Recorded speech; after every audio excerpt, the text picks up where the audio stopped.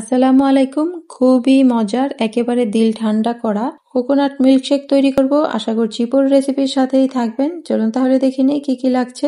তো আমি এখানে নিয়েছি 1 গ্লাস ডাবের পানি, আর ডাবের ভিতরে এই যে শাঁসটা হয়, নারিকেলের শাঁস, সেটা আমি নিয়েছি এখানে। তো আধা কাপের মতো হবে একটা ডাবে যতটুকু হয়েছে।